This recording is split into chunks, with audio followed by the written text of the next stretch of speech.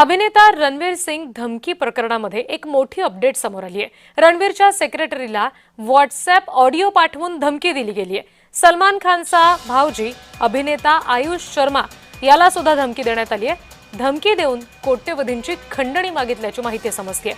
Lawrence Bishnoi टोळीचा हस्तक आरजू बिश्नोईनं ही धमकी दिल्याची माहिती सूत्र देत आहेत।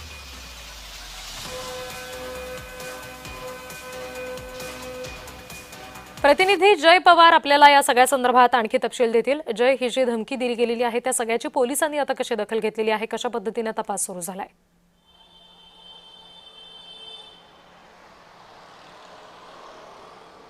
निश्चितच आपण पाहायला गेलो तर आता बॉलिवूड अभिनेत्यांच्या धमकीचा जे आहे ते रॉयल बिश्नोईंच्या माध्यमातून कुठेतरी वाढ देताना पाहायला मिळते। रोहित शेट्टी यांच्यानंतर आता सलमान खान यांना सुद्धा पुन्हा एकदा धमकीचा कॉल हा व्हॉट्सअप ऑडिओद्वारा आला होता आणि यानंतर आता रणवीर सिंग यांना सुद्धा धमकी जी आहे ती आल्याचं पाहायला मिळतं। रॉयल बिश्नोईच्या माध्यमातून ही संपूर्ण घटना जी आहे ते केल्याचं पाहायला मिळतं आणि यामधून कोट्यवधी रुपयाची खंडणी सुद्धा यामध्ये मागितली जाते आणि हा संपूर्ण प्रकार आता मुंबई पोलीस जे आहे ते ॲक्शन मोडवरती आले आहे आणि मुंबई पोलीस सुद्धा या संपूर्ण घटनेचा तपास हा संपूर्ण करत आणि त्यामध्ये कुठेतरी बिश्नोई गँगचा संबंध असल्याचं सुद्धा समोर येत आहे। मात्र या संदर्भातले पुरावे जे आहेत ते आता मुंबई पोलिसांकडनं शोधण्यास जे आहे ते सुरुवात झाली आणि त्यामध्ये आता प्रामुख्याने आपण पाहू शकता की सिने अभिनेत्यांमध्ये कुठेतरी एक भीतीचं वातावरण ह्यामुळे झाल्याचं पाहायला मिळते। कारण रोहित शेट्टी यांच्या घरावरती ज्या पद्धतीचा गोळीबार झाला होता यानंतर आता वारंवार एका मागोमाग एक सिने कलाकारांना या ज्या प्रकारच्या धमक्या येत आहेत आणि त्यामुळे आता हे सर्व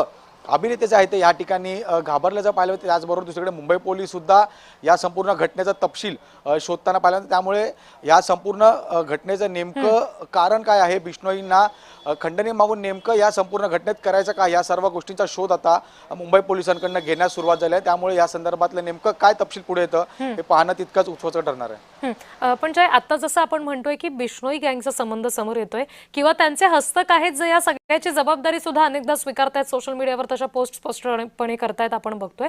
बॉलिवूडलाच अशा पद्धतीने टार्गेट करण्यामागे किंवा ठराविक याच अभिनेत्यांना, दिग्दर्शकांना टार्गेट करण्यामागे काही कारण आहे का, याबाबत काही समजू शकलंय?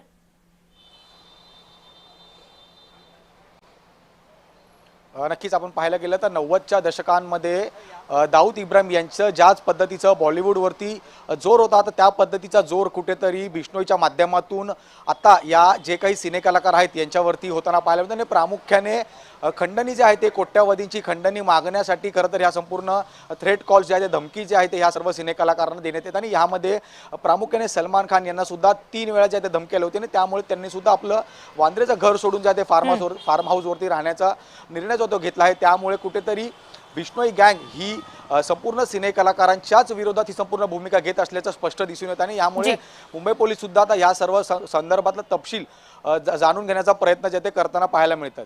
जी जय, तुम्ही आमच्याशी असेच जोडलेले राहा।